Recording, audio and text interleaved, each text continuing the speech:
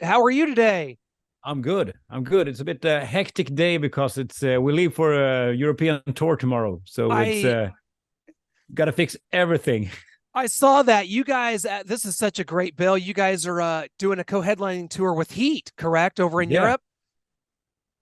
correct. And it's we've been talking about that for years, but it finally happened.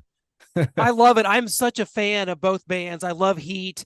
Was whenever Eric Grunwald joined Skid Row, I was like, oh man, what's going to be next for Heat? But I thought Kenny came back, and their last album was tremendous. So what a great bill! What a opportunity for fans to see both bands together. How long does that trek last? About a month or two?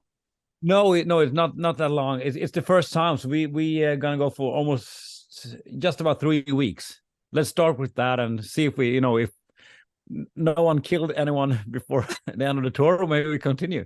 Okay, We're good friends. It's gonna be fine. I But it's, I am such a fan of so many bands from Sweden. Eric, I've got to be honest. I've lived in America obviously my whole life. I love American rock and roll, but Sweden, I've sort of adopted Sweden as my second home country because so many great hard rock acts have come from there. If for fans of melodic hard rock music, I people ask me what bands to check out. I always say the same thing. In 2023, I'm saying Eclipse, Crazy Licks, Heat, Hardcore Superstar. There's so many more. Thunder Mother. There's several. yeah. What is it about the culture of Sweden that has been able to cultivate and keep this melodic hard rock alive the way that so many of you bands have? I've got the I've been asked that several times, and I don't know if I know any good answers. It's when we started, melodic hard rock was so out of fashion. People were like literally laughing at us because we play this kind of music. But we kept on going, and as time went on, people started to accept there were these kinds of bands again. And nowadays, it's like everyone like you play melodic hard rock, or it's like yeah, people are like oh cool. Doesn't matter if into death metal. Even we have a lot of people that black metal fans can be at our shows because it's not a big deal anymore. You can cross different genres or different genres of hard rock these days. But I think I've said a reason why there's so many good Swedish bands. I said one reason must be the climate because it's cold and it's dark half of the year, which means but you can't do much else than play music and write music. Because during the summer, we do whatever everyone else is doing. We drink beer and stay at the by the beach. I I've got to make it a point. I've got to visit Sweden and I've got to do it because I'm more of a summer guy. I want to come to Sweden during like a midsummer festival. That's like my goal in life. Yeah, you should go. Then you should come exactly where I am. Where I am is the epicenter of the midsummer festives that's happening in early in June. Yeah. It's a weekend where it's a day when you know we dance around a pole and drink a lot of vodka. So as long as I'm able to avoid like what happened in the movie Midsummer, I don't know if you've seen the horror film. I'm not sure. No, I don't think I have. I must have Okay, missed it. well, it came out about 4 or 5 years ago, and it was about Okay. a Swedish midsummer festival where a group of American tourists are basically killed one by one, like Oh, in cult-like fashion, like the movie The Wicker Man. oh, So okay. you got to see the movie though; it's a great movie. Okay, I gotta see it. I gotta see it. Well, add that to your list, Eric. So this summer, you guys have been touring, you guys have been playing shows. But one big show was you guys opened for Motley Crue and Def Leppard, the stadium tour, the world tour in Prague. Correct? Yeah, How was that yeah. show? That was great. Fantastic. I Motley Crue was probably the first hard rock band I ever listened to. Motley Wow. Crue or Wasp. I I have a 3 year older brother, and I remember being with him, and we bought "Shout at the Devil." I was really young, so I didn't really understand it, but I did understand the pictures inside, and yeah, it was the exactly. most cool looking thing I've ever seen, and I still have that. It's actually his record, but I think I've stolen it, and it's but I still have it. It's fantastic. It's really childhood heroes, especially in Motley Crue.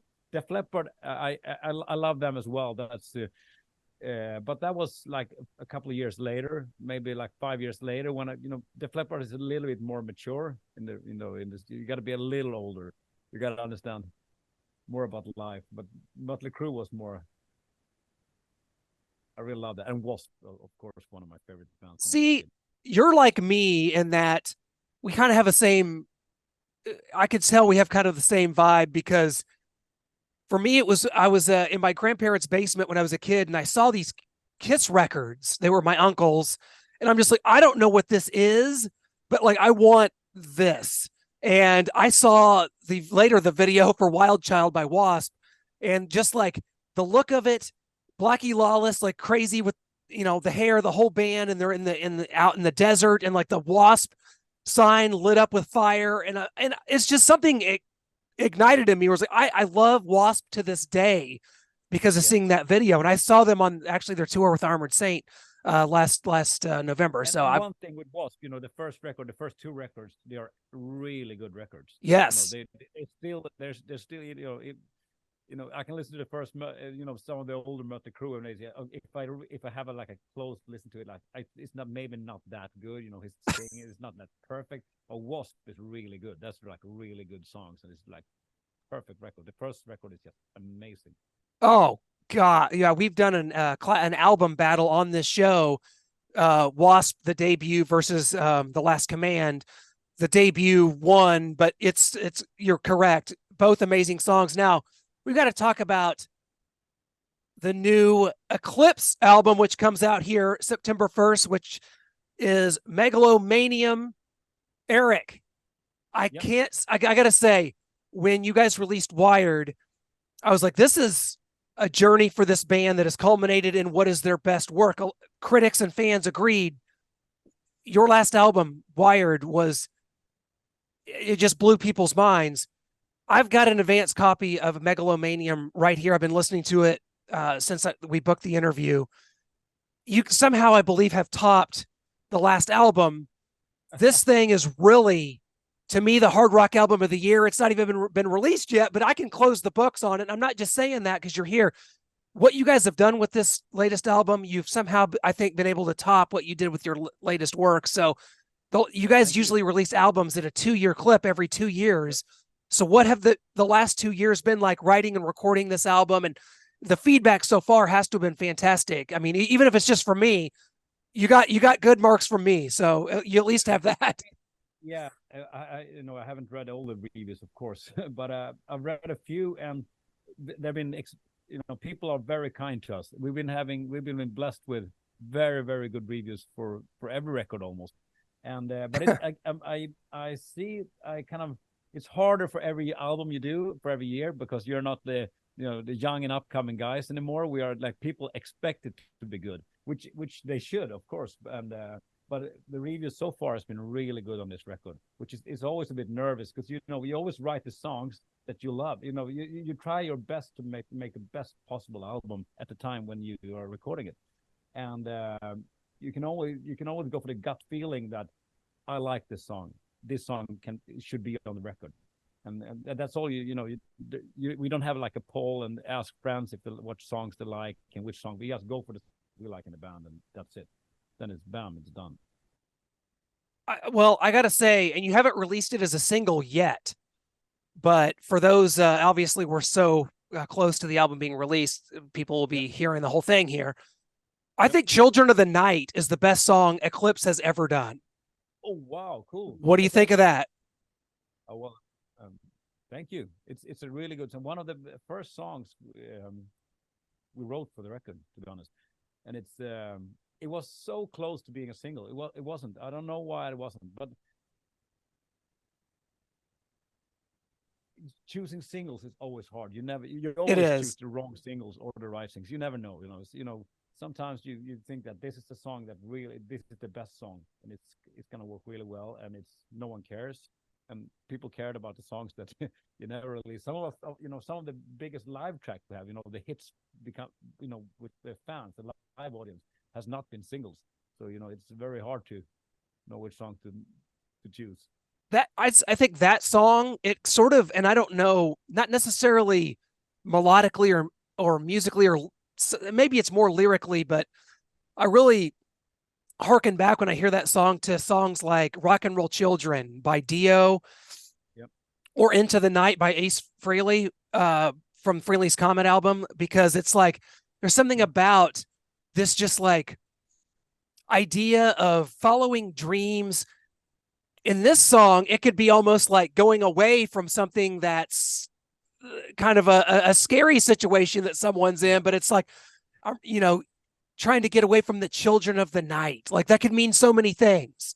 Yeah, sure. And it's more like all this is something that haunting you, and it's Yeah.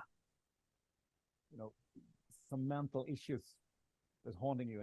It's like, it's especially during the night, it just comes after you.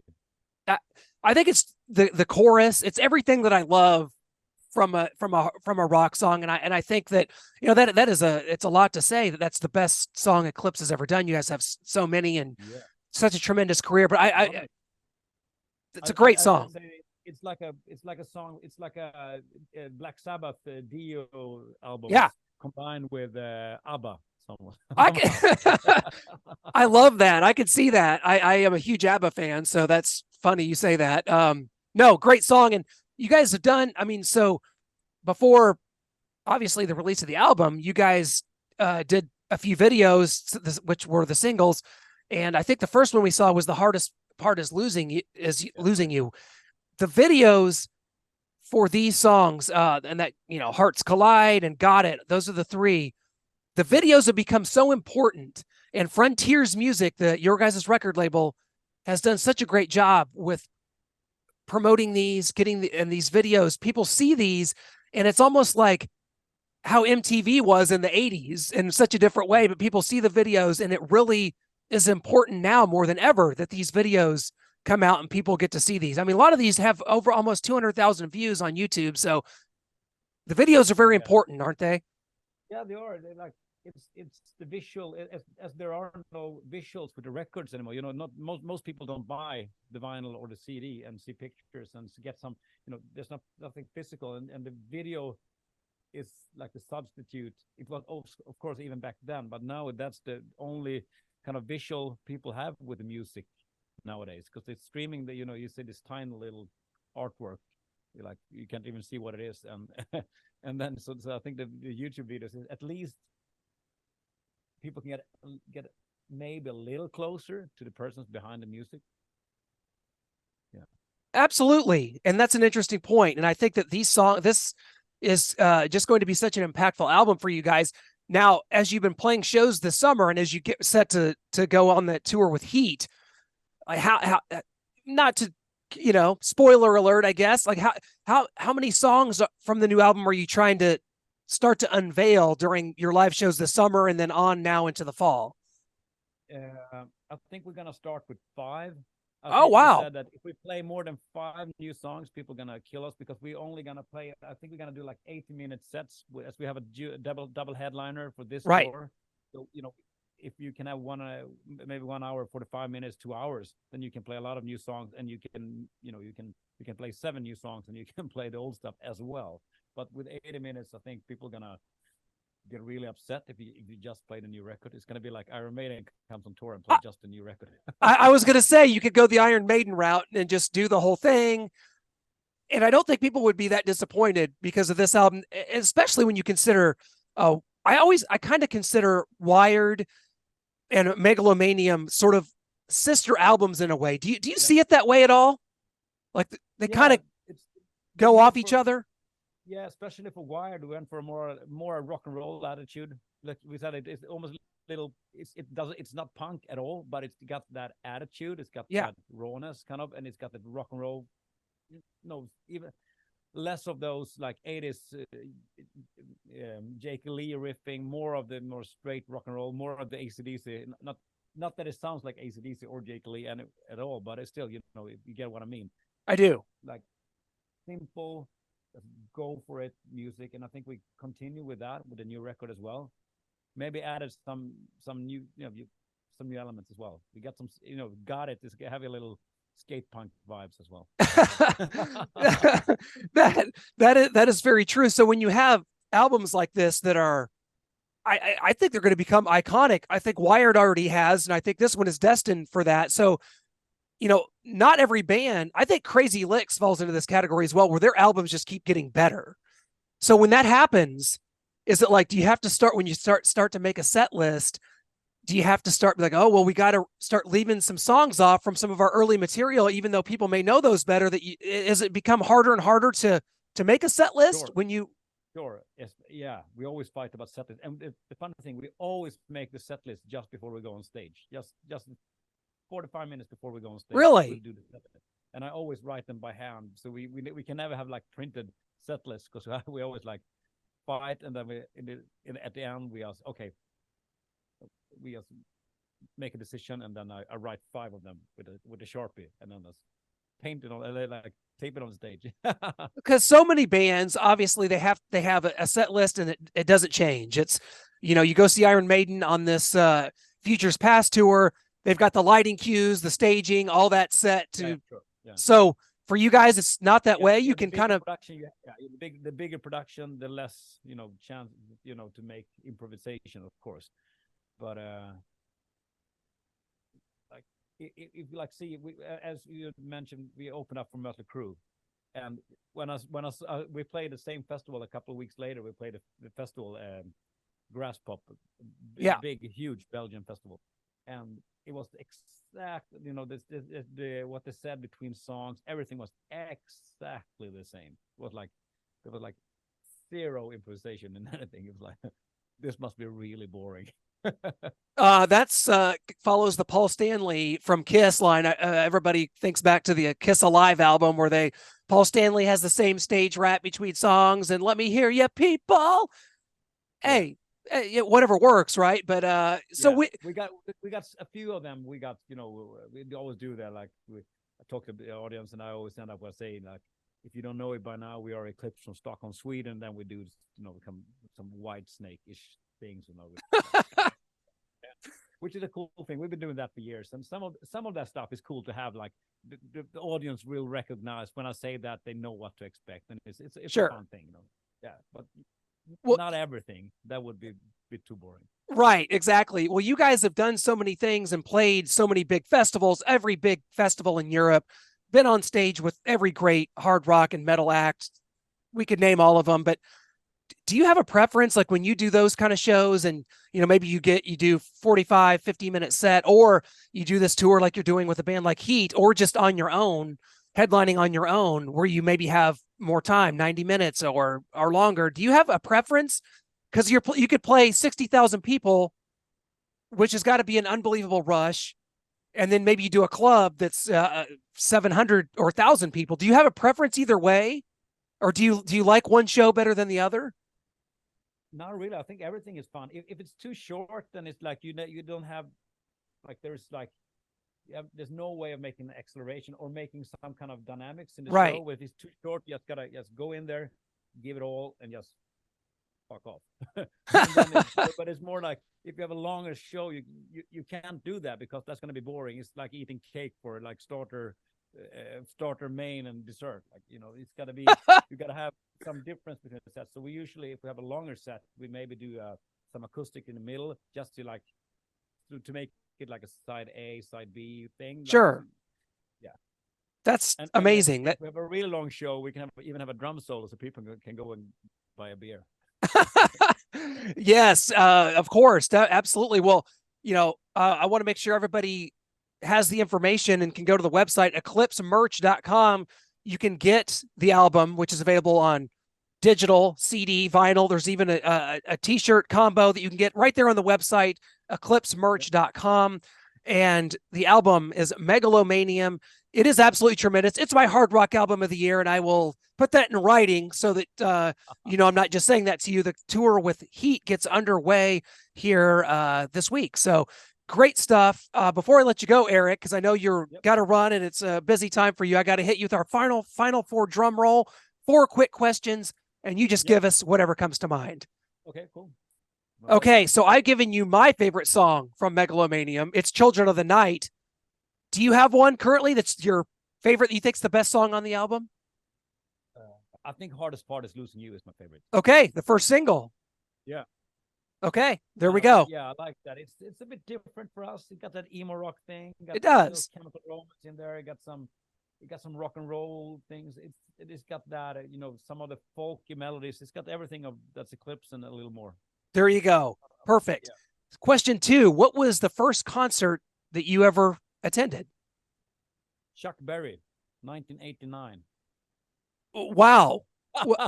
That's not an answer I expected. I was like, oh, well, it was probably like, Motley Crue or Wasp or someone. So what was the first hard rock show? The first concert, that was from my dad. I was so small, so I had to stand in front of the front row. I was in the by the press and the guards because there was so much drunk, people riding with Chevrolet cars, and everyone was like wasted. But where was that? The first concert that was in south of Sweden, but the first concert was Far Beyond Driven tour with Pantera. That's the first concert ticket I bought. Okay, there we go. I'm covering the Rocklahoma Festival here and going to see them. Yeah. In their current incarnation. So that's amazing. Okay, question 3. I guess this is a tough one for just like a short answer, but Eclipse, has as is with H.E.A.T and Crazy Legs and so many of these bands, it's hard to get to America. You guys have done Monsters of Rock cruises. I think you were supposed to be on the bill maybe for Monsters on the Mountain, and it's like visas and it's hard to get here. So how do we get Eclipse to America? I guess we'll ask it that way. Ask promoters. Yeah. Yeah, that's what you got to do. And we are working on something. The problem is the visas. That is the problem. It's not that we don't want to go to the US. We desperately want to go there and play, but it's getting harder and harder to get those working permits. It's much worse now than it was 6 years ago, 5 years ago. Yeah, and it's extremely pricey. And the last 2 times we haven't even been able after the pandemic. Yep. The queues has been so long, so even if we were like 4 or 5 months in advance, there was no time. They haven't been able to even book an appointment for the visas. It's been really a struggle. So we had to cancel twice, and now we're not going to book anything until we know we're going to get visas. We don't want people to buy tickets expecting us to be there, and then like we have to say like, I'm sorry, we can't be there because we can't get visas. We can't do that a third time. That's what happened. Last summer. It's not that we don't want to go there and play. Sure. Yeah.